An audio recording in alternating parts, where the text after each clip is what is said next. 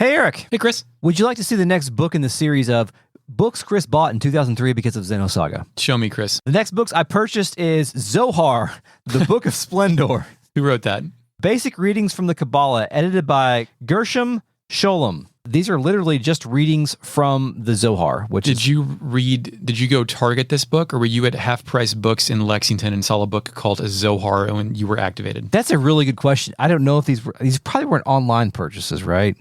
They couldn't have been. Well, I guess I could have I don't know. Like my Amazon account, I looked it up recently. My first purchase was in 2005. Yeah. Which was late, but still. I could probably find out. Also, one of the chapters in here is just the 10 Sephiroth. Great. So, good. That kind of shit. I'm sure Evangelion had a hand in it. Would you like me to read something? Absolutely. Page 69. The three aspects of the soul. Okay. The names and grades of the soul of man are three. Nefesh, the vital soul. Ruah, the spirit. And Neshmaha, the innermost soul, the super soul. The three are comprehended one within another, but each has its separate abode. Eric, that sounds like the Father, the Son, and the Holy Spirit to me. I'm going to say, I'm pretty sure you fight that in some Shin Megami Tensei game at least. Okay, I'm sure. Yeah, okay. One of them lives in the Garden of Eden. Still? The other one ascends forthwith to her place. Yeah. And the other one, for some reason, has been prevented from ascending to her proper place. Well, Chris, let's ascend forthwith to our place. And with Hot Sounds by Mark. That's right, by Mark. By Mark. It is my fault. What?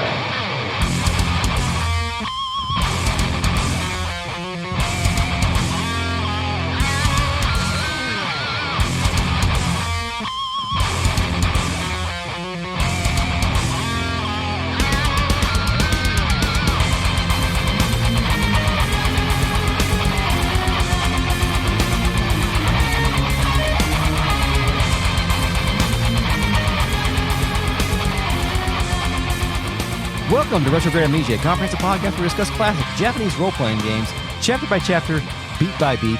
This is Season 5. We're covering Xenosaga, Episode 1, Der Will Zermacht. My name is Chris. I'm joined today by Eric. Hello, Eric. Hey, Chris. I'm going to try to talk slower this episode.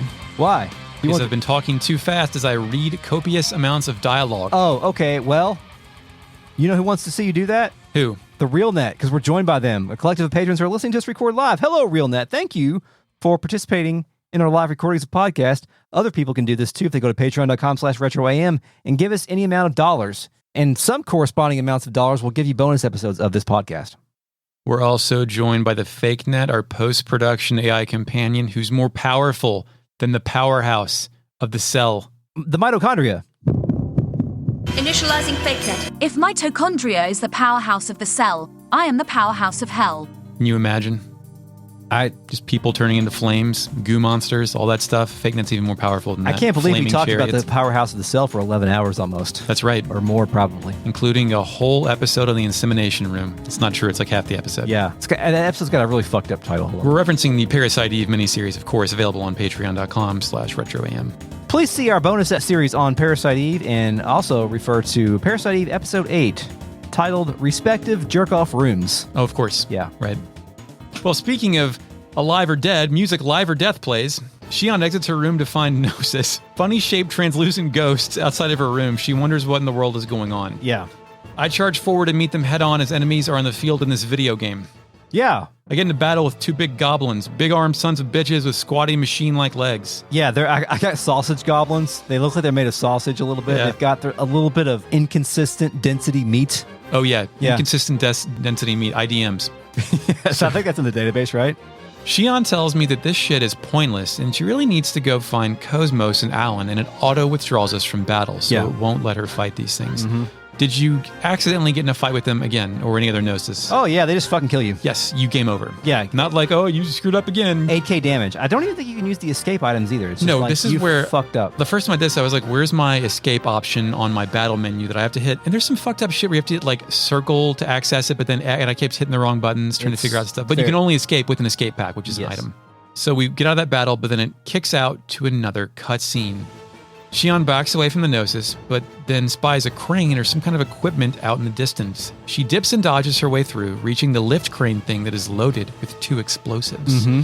She pushes the glowing red button, then looks on with satisfaction as the batteries or barrels or whatever blow up and presumably take the Gnosis with them. I think they're doom barrels. Yeah, I was going to say doom barrels, standard. Nope, just kidding, the Gnosis remain, but they seem perplexed and befuddled at the idea of navigating through a small chemical fire. Yes. Shion skedaddles as it fades to black. Her expression doesn't change as she's like watching the fire burn in front of them. Like it's more of like a relic of this being a PlayStation 2 game. But well, yeah, but she's also had some encephalon training on stuff like this. That's true, but she just looks very calm, cool, and collected at this point in time, even though she may not be. Again, she only gets upset by her brother Jin. Yeah. Shion then reaches DO5, finding a Gnosis shadowboxing and wonders if the entire ship has been taken over by Gnosis. Yep. The camera swings around to reveal the Gnosis was not actually shadowboxing, but rather beating a soldier to a bloody pulp. Yes, just smashing meat. It's a fucking mess down here. Yeah. It's a lot of blood. Yeah, I walked across my room to pick up the game box to make sure it was rated teen. Yeah, that is a lot of blood. Because I always thought, like, in the Uncharted games, they're rated teen, but it's because when Nathan Drake shoots somebody, they don't bleed, they just kind of fall over. I thought once you get blood in there, it ems it up. Yeah. Shion again questions Alan's safety and reiterates that her need for KOS-MOS. She needs her. She needs to avoid contact with the Gnosis. Chris, we're on a stealth mission. Yeah, a sneaking mission. The Woglinde suddenly is playable again. The whole time there is a red spinning warning sign in the top right corner of the screen, and it fucks with me endlessly. I control Shion as she makes a break for the partition switch, cutting off the Gnosis, and I'm like, can't they phase through walls? Maybe these are like special partitions or something. They've got. Once they phase in, they can't phase out? They haven't been phased in yet, though. Oh, well. I mean, phased out. Some asshole is out here commenting on the alarming number of Gnosis and how they prevent safe travel access. Quote, even if we go ahead, who knows how many of them will be waiting for us? You know, don't you? Even the slightest amount of contact with a Gnosis means certain death. Chris, what other phantoms have we encountered in the course of this podcast in which contact means certain death? I don't know. Patreon.com/RetroAM for a bonus episode on Final Fantasy The Spirits Within. Oh, those phantoms, yeah. Damn, those are called phantoms, aren't they? There's another challenge which calls to mind the two chase guys where Shion has to evade a Gnosis and loop around an environment lounge area. Dude, it catches me and it one-shots me and I die. Fuck, I redo this shit 13 times or whatever. How come you didn't use the hologram? I didn't know. Oh, yeah, you can use that hologram to distract the Gnosis. Yes. Yes. Yes. That's what eventually I did. It's the hologram of the Sanderson sisters. No, that's from Hocus Pocus. Yes. Whatever it was. One of Seraphim sisters? Yes. I find a side room at the save point and another red-haired soldier taking cover. He tells me his girlfriend went out there, unarmed. It's the comm room. Yeah, where the save point is. Meanwhile, all I can do is cower right here. I'm so pathetic. I exit the room and find that lady, I guess the guy's girlfriend, on the ground in a pool of dark red blood. But she's conscious. She tells Shion she never thought these kinds of monsters really existed. They really do exist. There's so many of them. I should have listened to what he said. Oh, hey, segment address number 16 is behind her. Neat. Cool. I go back and kite a Gnosis to that save point room. I watch it have a temper tantrum outside the green window, and then it fucks off and stomps down the hall. Boy, are these things stupid. Yep. After it leaves, a relieved Shion thinks she's passed them, then says, I need to go find someone. Hard cut. We go to the Woglinde lab, the Vector lab. Yeah, for the cutscene? Yes, shit is bad in here. Red lights, flashing, alarms buzzing. Alan slams both hands on the desk and wonders, can't we stop it? It's no use. It's not responding. KOS-MOS is starting up in auto mode. Huh? Wait a sec. We disabled that mode after the incident. Alan can't believe this shit. Togashi throws his hands up like, what do you want me to do, man? That's what's happening. Alan face palms and asks the world, damn it, why now? Only the Chief's terminal can enable it. Damn it. Why now? But then Alan gets it. Unless it's reacting to Gnosis. Where's the Chief? He has a revelation. Unless it's reacting to Gnosis. Also, Shion genders KOS-MOS. Cherenkov and Alan so far do not. Oh, interesting. So KOS-MOS detected the Gnosis before the ship did, and then hacked into the ship to alert the ship that the thing was happening. Yes. As far as how that happened, I don't know if... My immediate thought is there is some back-end programming in her that Shion's not aware of. Or she can just get up on the Undus Mundus. Yeah, like there's some vector backdoor. Yeah. To activate this. Or maybe whoever's trying to get the Zohar active, like it's all part of like a domino escalation plan. Yeah. Alan asks where Shion is, and Mr. Blue Hair, hand up to earpiece, tells Alan that she should be heading this way, but the regular UNP channels are congested and I can't reach her. Alan demands he use the emergency line, and the tech says he's trying it now. But then everyone stops talking, allowing the alarm to fill the negative space. Everyone surrounds and stares at the computer trying to contact Shion. But then a ringtone is audible.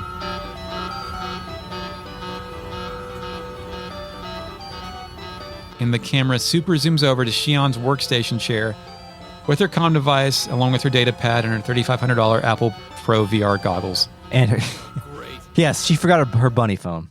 Alan can't believe this shit. So Shion leaves shit laying around. She's hyper-focused on her work, and she forgets to maintain relationships. Yes. She's me. Oh, good. She's Chris is Shion. Yes, I'm relating. Chris, where's your KOS-MOS? Is it that Metal Gear on the table over there? Is that going to come to life and kill us? No, my KOS-MOS is this podcast, probably. You know? Yeah, it's your baby. Yeah. Sure.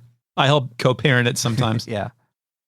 All the lights go out. Or the power is cut, I can't tell. Whatever light remains bathes the occupants in dark purple light. Not good. They all wonder what happened, but then there's an electrical surge sound effect. What happened? I don't know. The power just suddenly... Huh? What? And KOS-MOS's pod lights up. Alan and the blue-haired guy both instinctively recoil. Music, Awakening, plays, not the one from Xenosaga. Vapor begins to escape from the side of the pod, and then the lid of the pod lifts up. From the knees up, the camera pans up and over KOS-MOS's body, and the fog begins to lift. Her helmet is still on, and she moves with the electrical pivot sound effects from RoboCop. This is some Frankenstein's monster shit right here, man. She moves her right hand first, and it swings upward, and the camera switches to a side profile shot of her pod, and the right hand slowly rises upward. It's a badass shot. Like, the hand just kind of extends out, like the hand of fucking David touching God. You know what? It is kind of reminiscent of that. Yeah. But it's also a reminiscent of, like, Dracula's hand coming out of the grave at the ending of Castlevania 2. Yeah, man. Like, there's lots of different things that seem to be influencing this. Hands are in focus. The hand then falls, grasping onto the side of the pod. KOS-MOS uses that for leverage as she rises from the pod, her hair falling parallel to her neck with some fairly impressive 2001 animation. Ostensibly, KOS-MOS is their savior from the Gnosis, but also everyone here knows what happened last time. Yeah. And we don't. We've only heard that it was bad. Yeah. You can build a pretty good sense about what happened because of Shion's flashback, especially when she was, like, cowering over Kevin. Yes, and we only got a second of that, but it was pretty clear what was going on. Yeah.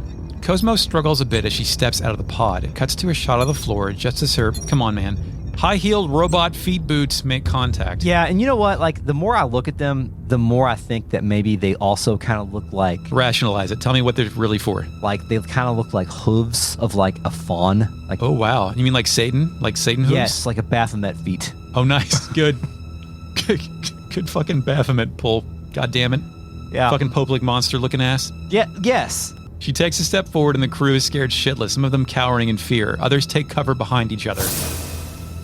And then switches to KOS-MOS's green viewfinder. We see the top menu for her weapon, focal point, position, object recognition, and some kind of search circumference operation system. The first person she zeroes in on is Alan, who stands tall as the blue-haired takes cover behind him. Then KOS-MOS targets Sagashi, who's on the ground, reverse crawling in mortal terror. As he backs away, whatever, targets the lady next to Tagashi, and her knees buckle and shake. The viewfinding/targeting reticule moves around the office but doesn't seem to find what KOS-MOS is looking for.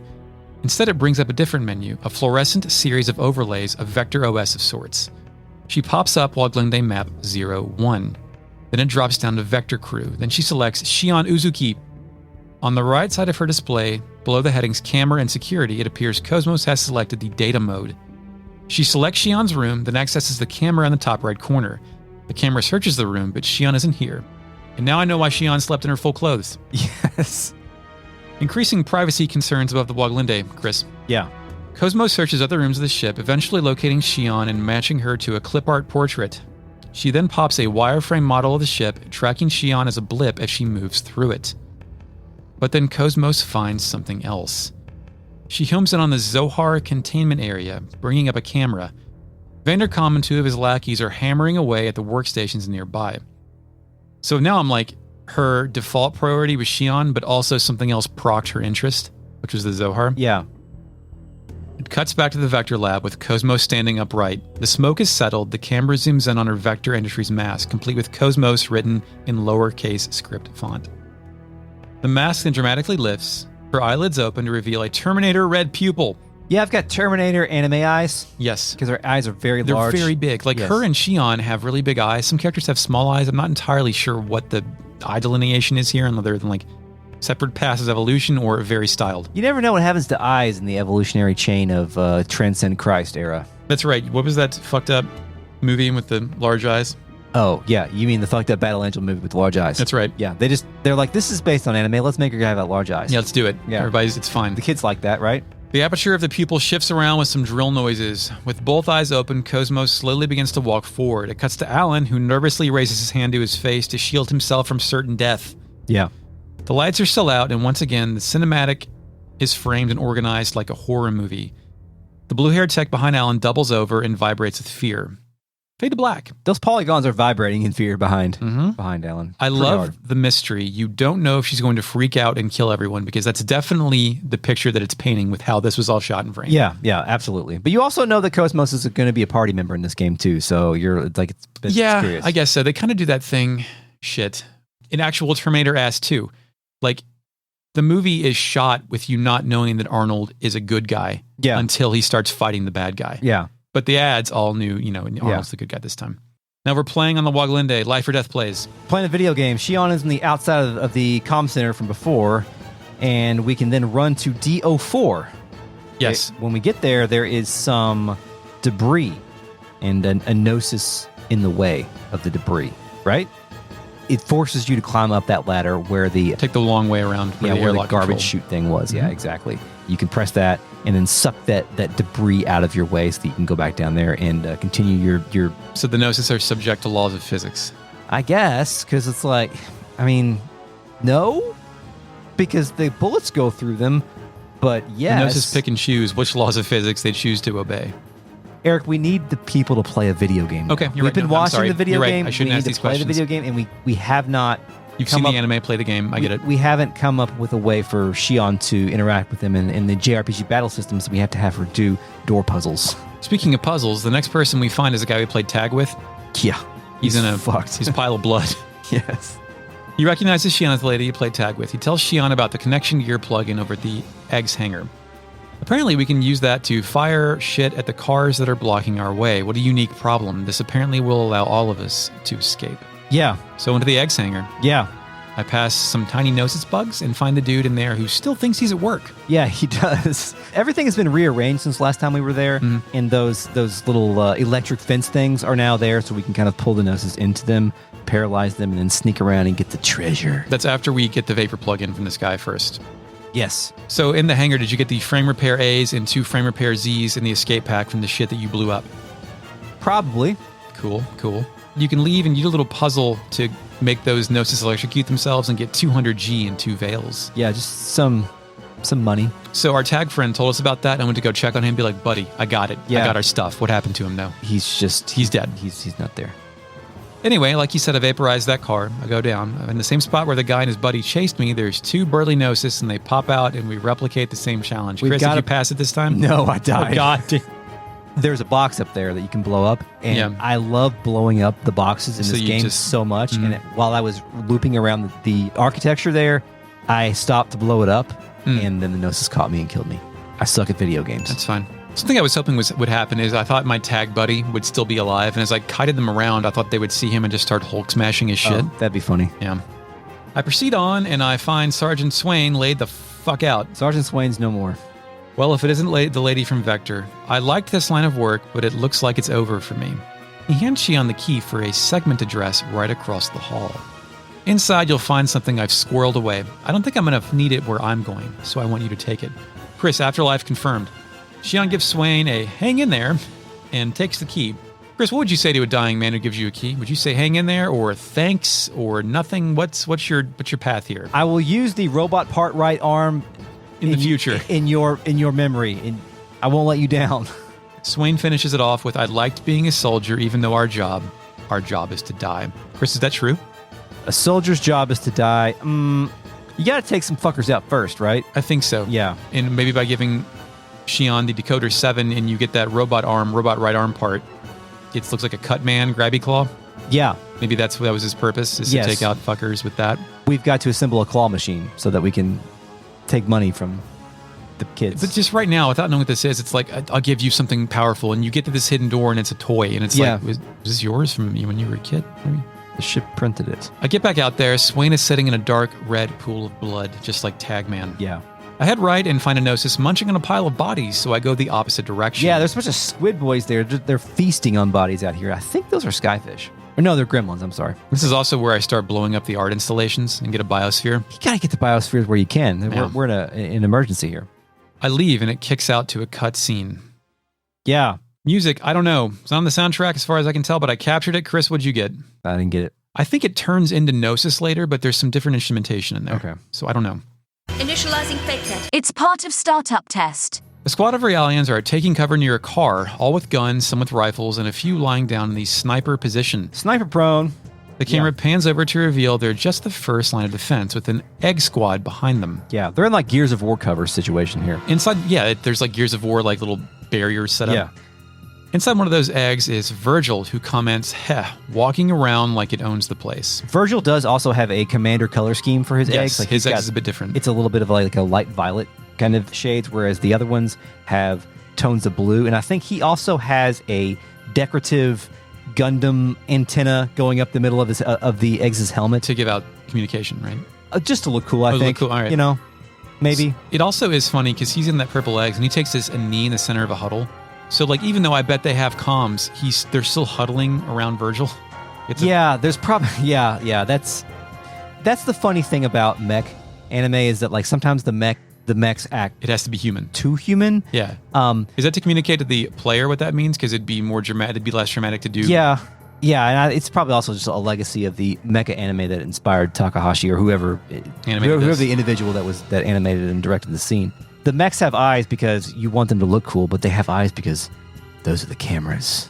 You know, like of course, that's, right? That's They'll find a reason to justify any Yes. kind of anthropomorphic yes. shit. Yes. Are there any, in your immediate brain mind, are there any like snake mechs that men command? snakemechs.mencommand.com. Like something that's not symmetrical, like some kind of, not like I've got a buzzsaw in one hand and a hand in another, but like any kind of like weird fucked up shapes. Not necessarily, but there are occasionally in some Gundam series there are things they call mobile armor, which are not mobile suits, and those are usually way different. Those are usually less humanoid shaped. Gundam doesn't do animals. This isn't Voltron we're talking about. You're gonna here. have to go to Zoids for that. Piece of shit. Zoids was cool. I'm not familiar with Zoids, and I refuse to ask any more questions. Virgil continues. It's moving around randomly like it's alone. This is insulting.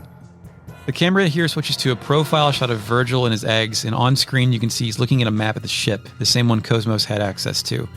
I know it's probably just a smart way to share and reuse art assets, but I like the consistency here. It's neat they have the same map. It fades out to Virgil's eggs as it approaches the front line. It then cuts to Shion running through a nearby door, turning a corner and meeting a hail of gunfire from an eggs.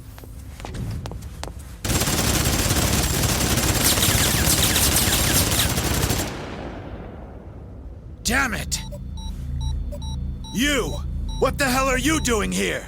It was interesting just before that, like before when they were like detecting the footsteps, thinking that I guess a Gnosis was coming around the corner. It's moving around randomly.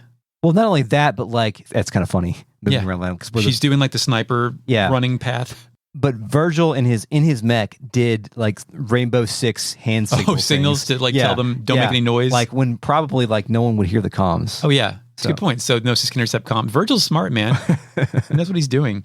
Or like, could they intercept the comms? Like, I don't know. We don't know what the rules are yet. Are these channels open? Why fucking risk it? Let's use sign language. The only reason that channels are open most of the time in mech battles is so that the pilot of one mech and the pilot of the other mech they can duel and like share, like shout out like their philosophical proverbs and idioms. Their ideologies like as their swords clash.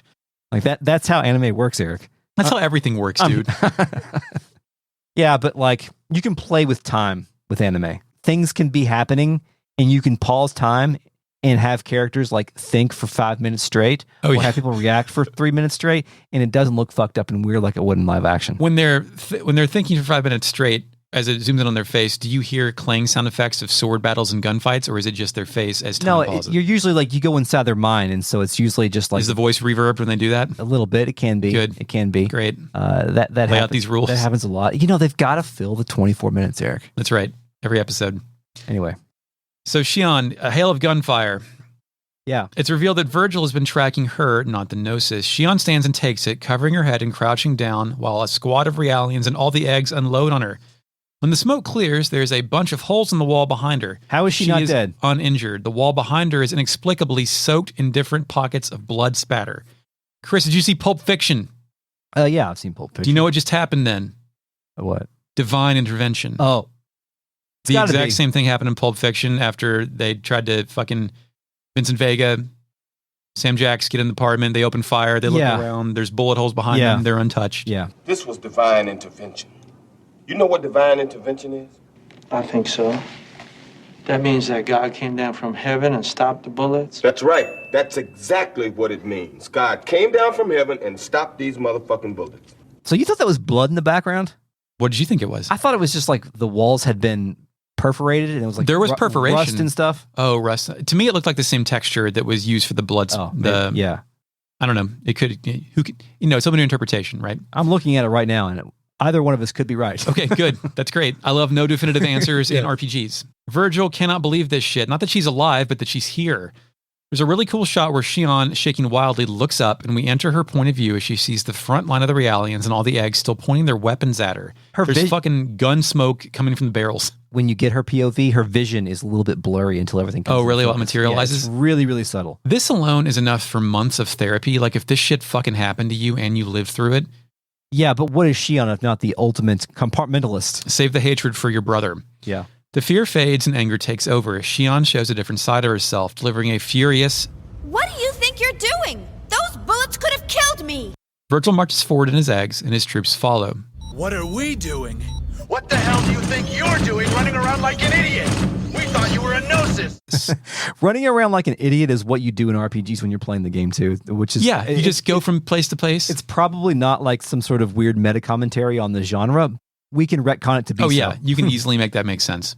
Look, I've got my own problems to deal with. Here I am getting attacked by the Gnosis. I'm getting lost at every turn and don't give me a hard time right now. As she says this, Virgil moseys over in his eggs and puts a gun on her face. Virgil can't believe this shit. What the hell? Lost? You're the idiots who built this ship. Again, Virgil is also unfairly taking his anger out here a little bit. Oh yeah. Like, Shion didn't build the ship. And I think she says as much too. She's like, I don't work in fucking schematics. Yeah, dude, she does a fucking hair flip and declares she's not in the fleet design department. I don't work in this department. I This can't isn't help my you. job.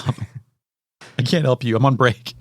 I'm not with the fleet design department. I wouldn't know a thing about ships. We're on DEFCON 1 alert. What the hell is a civilian like you wandering around the ship for? Shion does a spinning turnaround and says, Well, I've got an emergency. I'm worried about KOS-MOS. What the hell is KOS-MOS?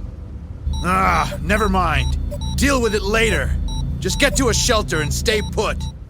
Get to a shelter. So Virgil is not a complete maniac. He's actually giving her a valuable instruction. Yes. Get out of my way. But Shion turns her back on Virgil. Believe me, if I could, I would. An indignant Virgil responds, then why don't you? Shion then tries to explain KOS-MOS again, and Virgil tells her to shut the fuck up. Shut up. Whenever a little kid wants to tell you a backstory about an action figure or some shit, I get the same kind of vibe here. Yes.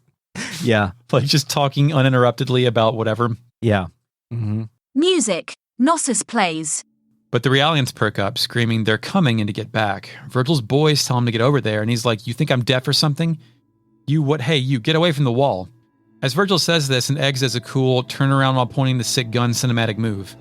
And two Gnosis pop out of the wall and start braining this dude's eggs. ID no clip. It knocks the eggs over from behind, knees its back, and just starts wailing on its back skull like a tired, overweight wrestler. You know, when they start just heaving the fucking haymakers. Over. Yep. More fall in and out of the ceiling. Virgil dams it, and his dudes start opening fire. And I'm still not clear if physical bullets affect these things. We now know they're subject to some laws of physics, like an airlock. But not bullets. Maybe the bullets slow them down. I don't know. Question. With Virgil proclaiming his military competence here in his Realian squad, does Shion currently have the only confirmed kill with the airlock? Oh, because she's got to, right? Right? Isn't that ironic? A Gnosis throws garbage at an Eggs. Virgil then screams for them to stand their ground, and they resume firing. Shion, behind them now, curls up in fear. A Gnosis approaches her from behind, and just as it's about to deliver the killing blow, a Realian says Shion's name and pushes her out of its strike zone. Gnosises at this point, is that correct for the plural of Gnosis? Gnosises? Gnosises? Gnosisi? Noseri? I know. I think it's just no. Gnosis? I think it's like deer. Okay, deer, right. Yeah. Gnosis at this point are skeetering all over the walls, and the Eggs follow them with gunfire, just shooting up the entire spaceship in like a Mexican standoff. What's the when you're in a gun circle with people and you all start firing? What is that? I don't know if that has a term Okay. for it. I don't know. Death circle? The Realian and Shion sit up, and it asks if she's all right. My dude rubs Shion's shoulder and tells her she needs to, quote, get out of here. Just go down this corridor past Section E to the hangar. You know about the escape pods there, don't you? Please use one immediately and then abandon the ship. Shion actually takes the time to ask the Realian what he'll do. He rises, grabs his gun, and says they'll hold them off here. But Shion, she has a heart, Chris. She says she can't leave him. She can't run off by herself. Chris, does she fear being alone, or does she fear leaving these souls to die? We know she's got a soft spot for Realians, or at least she perceives them to be human. And these are the fuckers she fixed earlier, right? Yes. After that, she says, we'll have to leave together. It then cuts to a Realian trio being massacred by Gnosis, including one who slung around the room like a wet paintbrush, spraying blood everywhere. It's, again, it's brutal. I don't know why it's very funny to me that these things are just being, violently murdered. Yeah. Also, why do they have blood? Why do they have red blood? Fucking make it green. Who thought of this shit? It cuts to an elongated shot. Make it motor oil. Yeah, make it motor oil. Make it something. Make it cut. Make it didn't the aliens or the fucking synthetics and aliens bleed white? Come on, man. Yeah, they did. My blood has come. It cuts to an elongated shot of a Gnosis hover squid guy probing a fallen eggs. It then merges with the eggs and forms a Gnosis eggs hybrid. Yes. Chris, what's the Gundam precedent for that? There's not, but there's a Xenogears precedent. Yeah, there is. You're right. The Mayfly. Remember that thing? The fucking Mayfly. It gave me a little bit of a whiff. I can get a whiff from that. Yeah, absolutely. We didn't ever see a Mayfly being formed, but it very clearly is the same thing. Yeah, which, if you didn't play Xenogears, there was giant insectoid things that took over... Bug sound effects. Yeah, it took over gears that were in salvage pits or something, and then it would grow and sort of have this symbiotic relationship with them. It was weird and cool. If you didn't play Xenogears, we've got a 55-episode series. Oh, yeah, just free. Go back. It's pretty good. It's really good, actually. It doesn't sound quite as good as this does now, but, it's good. Hey, guess what?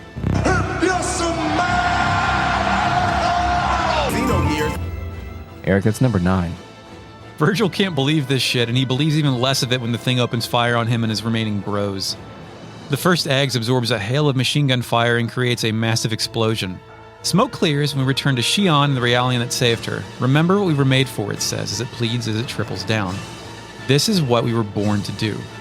Born to die. World is a fuck. 4,678,000 dead Gnosis. Virgil sees the Realian playing grab ass with Shion, says, "You, what do you think you're doing? Get back here and engage the enemy." The Realian nods Shion off with a take care as it leaves to die. Shion waves, then puts her hand over her chest. Fade to black. Video game? We're playing the game. Life or Death plays. First thing I did was loot a dead man's key. Did you notice the point of view we got before that? No. Crash Bandicoot Boulder Run? Oh, yeah, you're right. Yeah. Mm-hmm. And you got that key, the crewman's key off a dead guy. Did you use the key in the room? Yeah, I did. I went in his quarters and I looted an SMP-53AG. Yeah, what's that? I think it's an eggs weapon. Cool. I think we can use it. We can dual wield 2 SMGs at that point in time in our eggs if we can figure out where it is in the menu, and then we can W-act to our heart's content. I think John Doe, he fed me that. If you have listened to our previous show or shows, I kind of don't use advanced mechanics until forced. As of now, and currently in my playthrough, I'm not going to use eggs. Okay. I think that's an acceptable style. I'm pretty sure of play. I did that the first time, too. Yeah. Well, I have used eggs. Good, Chris. We'll have differing perspectives on battle. Did you go to the next room? Yeah, I went to the next room and saved my game. There's somebody in here that says slow and steady wins the race. Is that true? Other races I've been in, I've been pretty fast and still lost. That's so maybe. like the lesson in Tortoise in the Hare, slow and steady wins the race. But I don't think that it means the literal race. I think it means... No, I think it means it's a philosophy. Yes. Take your time. Anyway, I made it to the door and triggered another cutscene. We go to the bridge. I'm seeing explosions. Gnosis plays, or some different parts plays. The horns are there. I swear to God, this soundtrack's going to drive me insane. Moriyama watches those space explosions, then braces himself after the impact of another hit. Kicks out the space, showcasing the Waglinde is flaming out from a few of its holes. Ew. He keeps taking hits from yellow Halo Gnosis laser fire. A panicky bridge bunny says the Delta sector has gone silent and that fire control net functionality is down to 20%. Moriyama cannot believe this fire control shit, and he commands his crew to take out the mothership. But they can't, Chris. They're too close to fire the cannons. Oh no, there's a breach in the reactor room. Emergency core shutdown, switch to reserves. Eggs losses have exceeded 70%. Sounds bad. Yeah. Cuts back to space. The remaining fleet is charging lasers in which full ships are swarmed with electricity and collectively fire upon blobby space whale Gnosis motherships. None of the shots make contact, each hitting some kind of force field. The response, however, is tremendous, as the mothership absorbs those lasers and fires it right back from the same points of impact. So real bullets might be better because they'll just get dissolved, whereas beam lasers get absorbed and then fired back. That's what we're learning here. Are they actually firing back, or are they just counterattacking? Good point. Who can say? Well, they come out of the same ports that the fire went in, so that's what made me think they were just reflecting. Yeah. And this is when we lose the Ogetsu, right? Yes, that's next. It flashes back to the fleet. Some explosions, and one of those ships was the Ogetsu, which is Moriyama's bridge confirms is destroyed. Beeson's team is destroyed too. Chris, what is Ogetsu? I don't fucking know, but I'm going to look it up. Hold on. Ogetsu's not in here. Fake net. What's Ogetsu? Initializing fake net. Agetsu is, quote, a family-friendly Japanese place where you can order all at one time via a special menu, almost like an eat-all-you-can. Very good value for groups and family gatherings. It's located in the Philippines. And also the Beeson's team being destroyed. I don't know who the fuck Beeson is, but one of the... I don't like Last of Us 2 for several reasons, but one of them was like people pointing out that when you killed NPCs, they would reference other NPCs that had been killed, like, oh, they got Johnson. Oh. Man, but we got Beeson right here. We got Beeson. 20 years ago. Yeah. Beeson's fucking gone. 03. Didn't they do that with, like, in a better way with, like, orcs or something in a game? In Last of Us, I'm not sure if orcs were in that video game. In a video game with orcs. Oh, you're thinking the Nemesis system from Shadow of Mordor. Yes. Yeah, kind of. Yeah. That was actually cool, though. Yeah, like there was a mechanical payoff, yeah. Moriyama screams for more reinforcements. A bridge crewman on the radio identifies the Waglinde as a member of the 117th Marine Division. Chris, they're engaged with the Gnosis at coordinates KX417, Y009, and Z735. Oh, yeah, I've been there. That shit? I've been there. Moriyama realizes the Gnosis are here for that thing. What is that thing? It's gotta either be KOS-MOS or the Zohar. That's a good point, because we still don't know, because KOS-MOS is here for the Zohar. Maybe, possibly. Yeah. Moriyama's HUD fills with laser fire. They take yet another hit. The logic drive is down. There's a fire in Section F. Moriyama looks around for his first officer, and the camera focuses on an empty chair as he wonders what happened to Cherenkov. God damn it. It cuts to a set of legs in a spacesuit hauling ass in a hallway. The camera slowly pans up to reveal those legs belong to Cherenkov. Cuts back to the bridge with the crew member stating the LPS is overloaded. Yeah, you know what the LPS is, Eric? I do. Short for Local Positioning System, a system which monitors the location and physical status of each crew member within a vessel and reports that information to the CIC, which is the Combat Intelligence Center. The LPS on the Waglinde, which had a capacity well over the total amount of data gathered, appears to have been overwhelmed by incessant use of the DSSS and by the eggs. Without the support of the 100 series observational units for search and adherence, the eggs must calculate the timing of interference for the Gnosis on their own. Thus, high demands of the DSSS apparently overloaded the CIC mainframe, which constantly backs up the DSSS of every AGWS. That to the word is almost exactly what I thought it was going to be. Two questions here. Did they launch the ship with, like, the Waglinde with incomplete firmware? Because a lot of things seem to rely on some 100 series observational units being an integral part of the system, and we don't fucking have any of those. I think that we have heard multiple times, and I think also in the database itself, that the Waglinde is only like 30% staffed. Yeah. Like this shit is not complete. So that's why... So it's good we went out to get a god particle out here. I think it's just because we found it, though, right? Well... Come on. We found it, wink. They were looking for a dead planet. What the fuck you expect? You supposed to find some fucked up shit. Yeah, that's true. I'm not sure. Maybe part of the plan was, let's go out there and pick up this thing on this nondescript, incomplete vector ship. And they all trusted the plan. So that nobody notices it. Mm-hmm. And it backfired because of the Gnosis attack. This incomplete vector ship with the experimental weapon that's also on it. Yeah, you got me there. But maybe that's, maybe that was security for the... Okay, next question. We can track individuals. Are there chips in us? Did they put the chip in? Are we chipped? I don't know. We have ether, right? It reads a heat signature for ether. I guess. So I don't know what the DSSS is, but, maybe that's part of it. It cuts to an eggs in space unloading gunfire on an orange undulating Gnosis ship thing which tears right through them. Back at the bridge, we learn the defensive perimeter has been breached and they're heading straight for the ship. Moriyama rises to his feet and screams no, just as the rest of the bridge crew leaves their stations running away from the inevitable impact. Now we're back in the Zohar chamber, right? Yeah, but before that, it cuts to space as the Woglinde like falls out of its flight path like it's going limp. Yeah. Quick question: Moriyama dead? Question mark. I think it was going right toward the ship, and the captain, classically, as the guy in Xenogears, went down with the ship. Well, they all went down with the ship in fucking Xenogears. Yeah. Sort of, except for Abel. Not important right now. Most of these people are going down with the ship anyway, so probably. I feel like that's the last time we're going to see him for the reasons we talked about before. It's like his personality is not needed for. It was good for 3 scenes. Yes.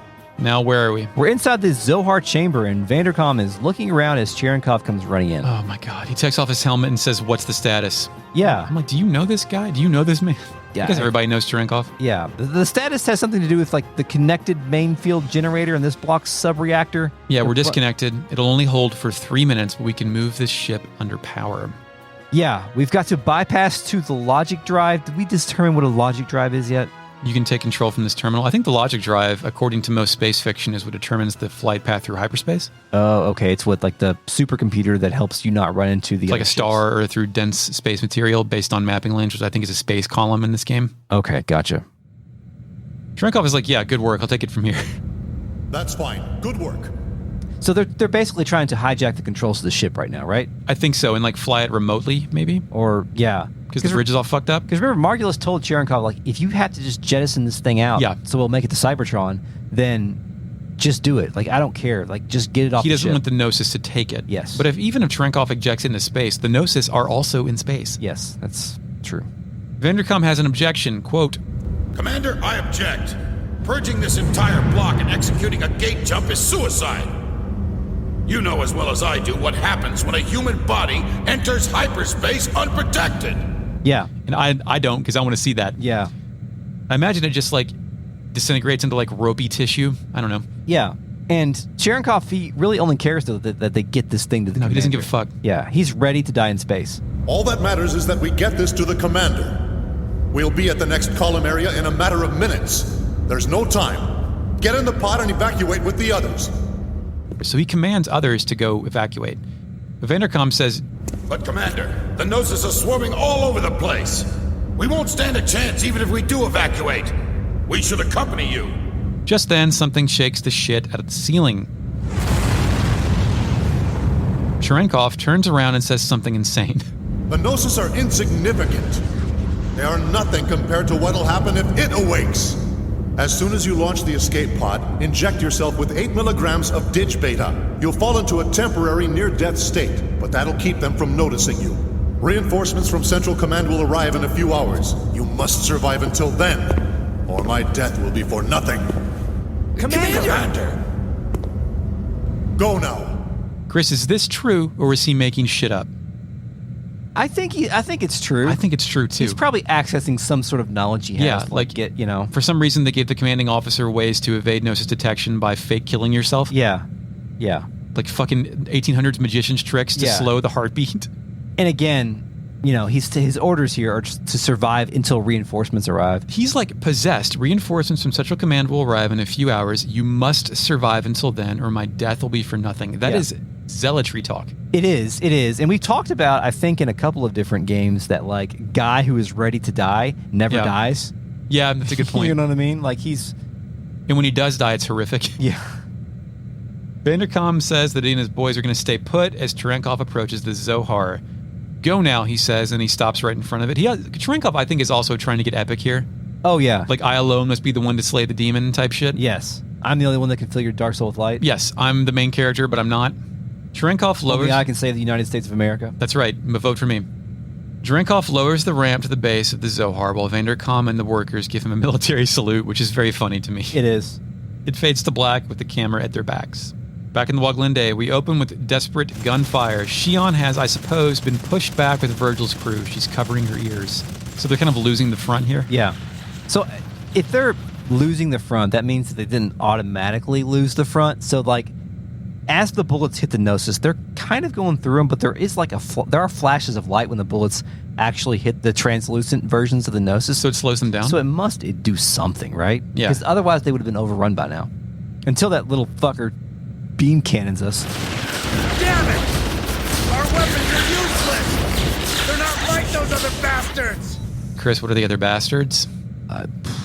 humans, people, whatever else they fought. Space monsters. One little bug Gnosis, the same one Shion tricked and electrocuted back outside the hangar. Again, 3 confirmed kills on her now, I guess. Yeah, I think that's a manticore, maybe. Virgil sees this.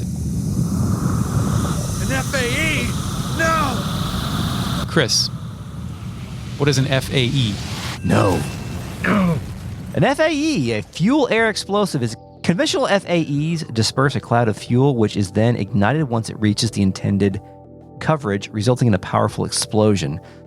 Kabeam, basically. Those in close proximity to this explosion will either be flattened by the massive pressure wave, incinerated by the extremely high heat, or suffer the effects of rapid decompression caused by the updraft of superheated air, mainly suffocation and internal hemorrhage. So it's a chemical doom barrel? Yes, a targeted one. The largest weapon of this type has a range with a radius of several kilometers. Although the FAE used by Gnosis is smaller, it appears to have the same effects. However, the substance used as fuel is unknown. Here, by the way, is another mystery. Since Virgil was inside an eggs, his survival can be explained, but how could Shion, who is totally unprotected, come out unscathed? It appears that Shion is quite a bit tougher than she looks. Once again, divine intervention. However, this hasn't happened yet in our continuity. It's about to, though. It's about to. But the game literally tells you this. By the way, I also want to point out that FAE, Fuel Air Explosive, is entry number 69 in the Undus Mundus network database. That's good. Yes. And with the way you say that, it sounds like you're saying fuel Eric explosive. Fuel Air Explosive. Fuel Air Explosive. I'm attuned to the word Eric for obvious reasons. Yeah. The Gnosis lets that thing loose, and it hits our crew so hard it inverts the colors of the screen. An arm is blown off in eggs. Shion screams in slow motion and is propelled backwards. Her zapper slides away too. As the smoke clears, there's a great shot of an egg slumped over the side of a balcony, like with its arm dangling off the side holding a gun. Yeah. Shion stands up and observes the carnage. Bloody, exploded Realians are everywhere. Fallen eggs. Virgil's eggs, though, remains upright, but it's haunched over. There's a fucking crater specifically where I think Shion's Realian friend was just standing. So they violently killed her friend. Yes. Virgil and Shion rise, and they appear to be the only survivors. It then transitions to a shot of Virgil and his eggs, and there's an incredibly long shot of Virgil surveying the battlefield and breathing like he can't believe he's alive.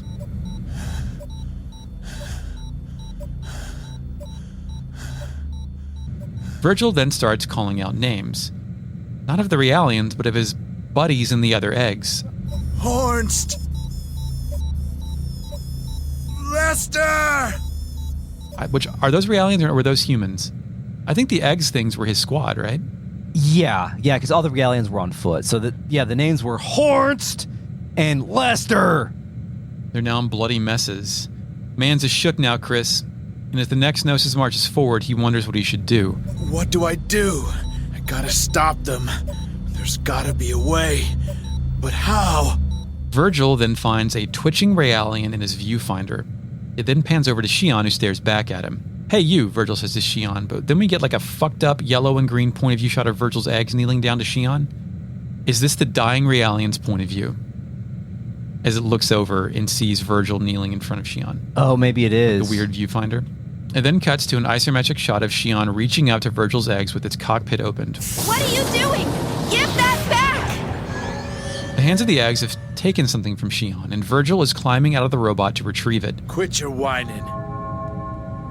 I'll give it right back. And that was Shion's PS1 controller. Right? Yeah, it's her half. The HUD that we saw, that we wondered if it was the dying Realian or what. I read it as like KOS-MOS is in the area, and she's like seeing this through the walls or something. Oh, maybe, if she's hacking into the camera through KOS-MOS vision. Yeah.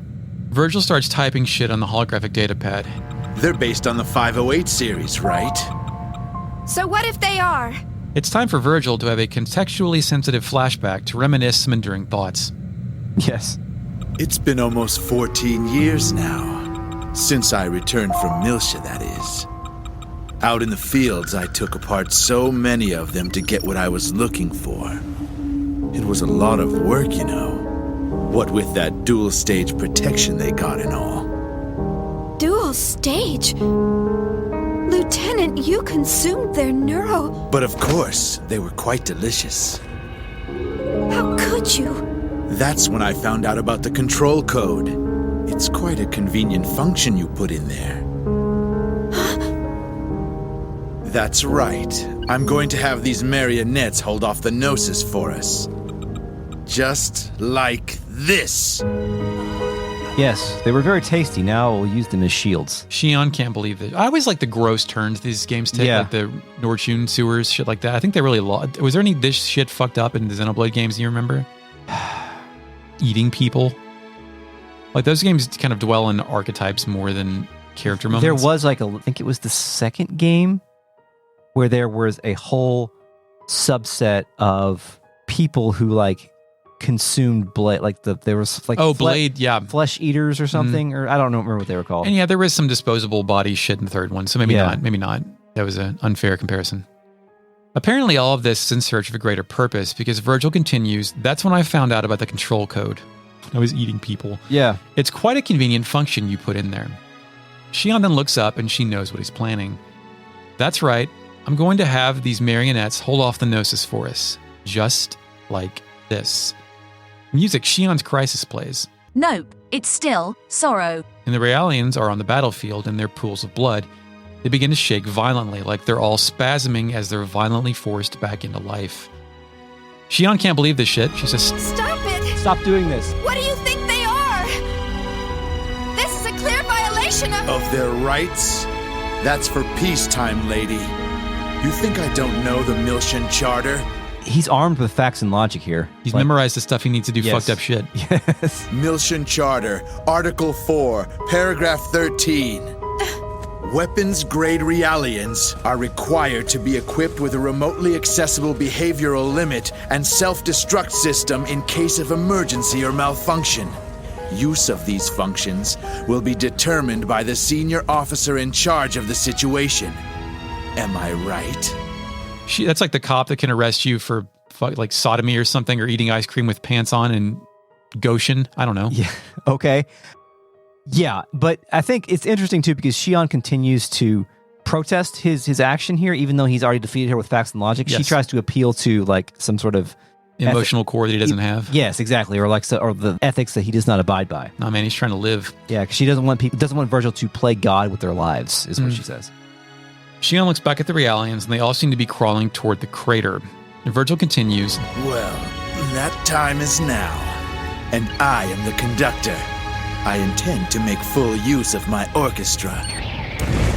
Realians gathered in the crater latch onto the feet of the Gnosis as it stomps past them. Shion gets upset. "Stop it! Stop doing this! You have no right to play God with their lives! Using them as pawns! I won't let you do this!" Does Virgil have that right? Is this in search of a greater good? Does he have that right? To play God right now? Is Virgil the most powerful person in the room right now? And is this a mortal sin that he will soon pay for? Well, he's going to pay for the sin one way or the other. Or he's going to pay for something one way or the other, but... Is this the straw that broke the camel's back, though? Is this like the final sin that's going to result in his destruction? I don't think so, because I think he's just doing some, like...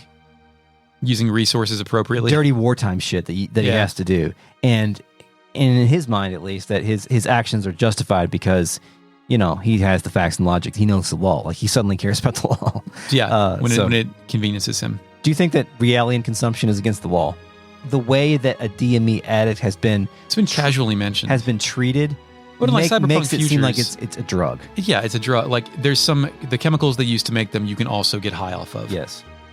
Virgil calls her bluff. So what are you going to do about it? Tell me, why haven't you disabled that function? Sure, it's factory loaded, but you of all people shouldn't have any trouble removing it.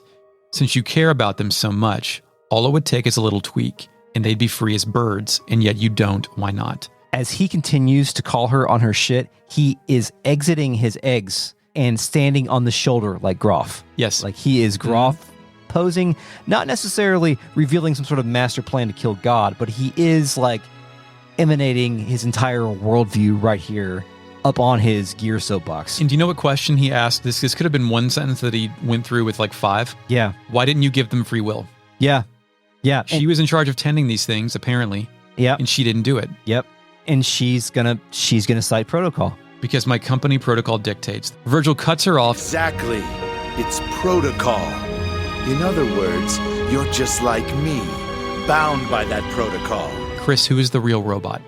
Oh, it's me, Eric. I'm the real player. robot. Me, I'm the player. It's interesting they're using the word protocol here, but I think like if you're having this conversation in like a different context, like a different genre, like instead of a space opera, you could just insert the word fate there. because they're having a very destiny-laden conversation here, using kind of tropes from fantasy RPGs, but they're using the word protocol here to make it fit in the space opera. And I really love the way they do it. It's pretty good. Yeah. Do you think Realians think of themselves as, what's that fucked up, depressing children's story, The Giving Tree? Sure. Remember that, where the tree like kept giving pieces of itself to the boy as he grew up? And yeah. Mm-hmm. It killed the tree over and over. I think that's how that went. Like, is this the same kind of principle where like, I'm happy to do this?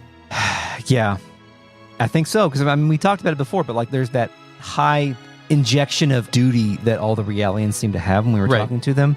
That's their driving force. Virgil is now standing on the shoulder of his eggs and doing some major reaching to the sky soapbox theatrics. We're the ones that give them a reason to live. Am I wrong? But That's the difference between us and them. So why not give it to them? A meaning to their pitiful existence. I'm Team Virgil. It's almost like he could have said, we are gods. Yeah, we are their gods. We made them. Yeah. Virgil presses the detonator. The Realians explode and shatter the bridge. The Gnosis plummet their doom. You see this from a camera shot below the bridge, which is pretty neat. Yeah. Afterwards, Virgil psycho laughs. But then seems transfixed by the smoke. One Gnosis remains. My golden dude charges his shit up, jumps the gap, and causes Virgil to yell an emphatic, "Son of a bitch!" Virgil gets back in his eggs and screams for Shion to get out of the way as she meekly backs away. We get a point-of-view shot of Virgil's, thermal viewfinder. We can kind of make out an image of a Gnosis taking a swing. It then cuts to a shot of Virgil's eggs falling over. It crashes to the ground and ejects Virgil's slithering body like when the Anaconda barfed up John Voight in the hit film Anaconda. Yes. Thank you. My dude face plants and stands up. It's clear that he's got some Gnosis shit going on with his body. Like reflections of light are swirling all over his character model, like when you look at the light on the surface of wavy water. Virgil struggles to move, then falls to his knees again, thoroughly winded. The Gnosis make eyes for Shion and starts coming her way. Music, Shion's crisis restarts, and Shion backs up until she hits a wall. I hate when my crises restart. I know, every time, especially when there's a song named after it. The Gnosis claw grabs Shion, and I'm like, that's it, that's out. Nothing came to save Shion like we all thought it would. She didn't jump out of the way. Per the rules we just learned, that's it. Yep. She's going to be turned into ash here in a second. In its clutches, Shion's eyes begin to close as she says, I guess this is it. I'm going to die. She flashes to a black and white Virgil telling her the rules. She also flashes back to herself and Kevin approaching KOS-MOS's pod. She flashes to Cherenkov, to the Realians she met, to KOS-MOS, then to Virgil's speech from 30 seconds ago. Finally, she flashes to Alan, and it closes on a little girl from her dream.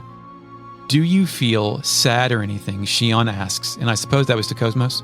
Yeah. Shion's gaze drifts downwards, and she spies the little girl again, translucent like the Gnosis. And just below the Gnosis, Shion wonders what she's doing here. She thinks, seen her before. No, safe there, run away. It's no use, my voice, oh well. Very relatable. I would also say, oh well, as life was leaving my body. That's exactly what I would say. Oh well. Oh well. Shit. So Shion isn't cognizant of the dream she's having with this girl, or she doesn't remember them. This is some real sleep paralysis shit happening right here. Yeah. And this is this is not a whiff or anything, but this is very much like some of like Faye's intense like flashbacks. Mental battles? Yeah, flashbacks early on, although like we have context to the things flashing towards her, and she's not the one that's about to awaken like Faye was. Like it's a little bit of a different story, but like the same kind of things are kind of going on here. But Shion, visually. Yeah, the same message is being communicated. Yeah. Shion meets her resolve with, oh well, I'm going to die anyway. It smash cuts to the little girl, then to the Gnosis, then to the little girl, then to a red hole emerging through a nearby wall. Blue light shoots through it. But we're going to shoot over to the real net and leave the stunning conclusion for episode 7. 7. Took a 7. It's going to take a 7 to get through the, 6.5. This game is verbose. It is verbose. Luckily, not a lot of gameplay to cover. Hello, RealNet. Let's press the button first. Initializing RealNet. Hi, RealNet. Welcome back to the show. I mean, you've been at the show, but welcome back to the part where we talk to you. 7-8 says, pay an amount of dollars to access the Parasite Eve miniseries. It rules. It has cops and goo. And cops. It has cops and goo. Great sound effects. Eric Van says, Gnosis being confused by Shion and her whole deal than anything that she actually did is more likely. Just being like, what the fuck is this existence? Yeah, this episode especially, with reading that UMN entry, we've now had, 2 Jesus moments for Shion where she's apparently immortal? Yeah. The third one coming up if you count what's about to happen here. And I came into this thinking that like Shion was not going to be special girl of destiny here. No. Because I didn't really remember that, but it appears that probably is the case. I saw her as like a Von Pinello type thing. Yeah. Cliff Racer says Shion has that squall thing where having inappropriate emotional reactions to a situation makes you look awkward in 90% of social situations, but a badass in an actual crisis. Yeah. That's a good point. You're kind of honed for it. Andy Hoof says, I do appreciate her overall competence while still having understandable character flaws. Yep, I agree. Oh, wow. Andy Hoof says, an enemy in Final Fantasy 16 has an attack called Spirits Within. Great. Perfect. That's like Zell with the air guys attack. Yes. God bless the ring. Andy Hoof says, Alan exists in a perpetual state of not believing this shit from this point forward. Cliff Racer says, the Alan KOS-MOS experience is waking up at 3 a.m. with the feeling that Shion is in mortal danger. The Vector crew is also more commentary, I guess, on game development. They're just the only ones left crunching at 3 a.m. Yep. When talking about the laws of physics for the Gnosis, 7.8 says, Gnosis only obey God's laws. It's true. I want to know what Gnosis are physically made of. Like what element composition. I wonder if we'll find that out or not. So actually, we just looked it up. It's tapioca. 7.8 says, I think this is when I was talking about anime, mecha anime. This is one of the many reasons that mecha anime is just not that good. I got to speak my truth. Oh, wow. I'm prepared to be flagellated and crucified for my opinions. When the character gets in the robot Shinji, it is boring. Only trust your fist. God bless the ring. I think specifically, again, my exposure to mecha anime is very small, but I have seen Evangelion, and then most of the time when they get in those things, they only work for like 13 seconds. Yeah. Like they're plugged into shit. But Evangelion as a mecha anime is like trying to be subversive. Oh, yeah, sure. So, or, I mean, for most of it. Andy Hoof says, go through most of the game without using boost. That's what I accidentally did. I like boost. I did learn boost. I had to learn boost for a boss battle today. Transcend Crisp, TC says, Cherenkov is Diet Ramses. I don't know if I see that yet because I don't remember much about him after this point. So I can see that comparison as like most fucked up dude here right now, but not specific traits, but just a general classification of fucked upness. Yeah. Like to me, Cherenkov so far is man who badly wants to be raptured as a reward for his belief system. 7.8 says the law is what's evil, and this is in talking about Virgil's sort of soapbox moment on the eggs with the whole like facts and logic and the laws and stuff. If you didn't want to stop me, why didn't you just change the law? 7.8 says the law is what's evil in this case. Both Shion and Virgil are committing the same sin fundamentally, which Virgil at least is aware of. He literally doesn't care because he's a literal psychopath. And I guess that naivete is something for Shion to conquer as her character develops, if it is a thing to conquer at all. Yeah.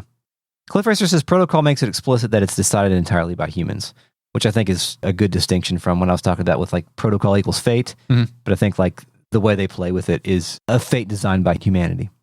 Eric Van says, hey, Shion, why don't you free the slaves? Oh, because the company says not to? Shion, they're both company people, but the different branches. That is a Gundam. Cliff Racer says Cobra Gundam is piloted by a guy riding on top of a giant Cobra in the cockpit. That's probably from G Gundam. G Gundam is where it gets wild, and it's just Gundams are things they use in fighting tournaments, and whoever wins the fighting tournaments rules the country. Mortal Kombat, yeah. It is. It's basically. Oh, yeah, there's a horse Gundam in that, too. Okay. Yeah. This episode was a production of Retrograde Amnesia. It's recorded on July 10th, 2023. You can find us on Twitter at RetroAmnesiaPod. You can email us at podcast@retrogradeamnesia.com. Support us on patreon.patreon.com/retroam. Get early access, bonus episodes, miniseries, access to the RealNet, and more. Ad-free, all that good stuff. Thank you, Mark Shepard, for the introductory music. You're welcome, Chris. Until next time, Eric. Yes, we will kill Virgil. And now you may go back to space.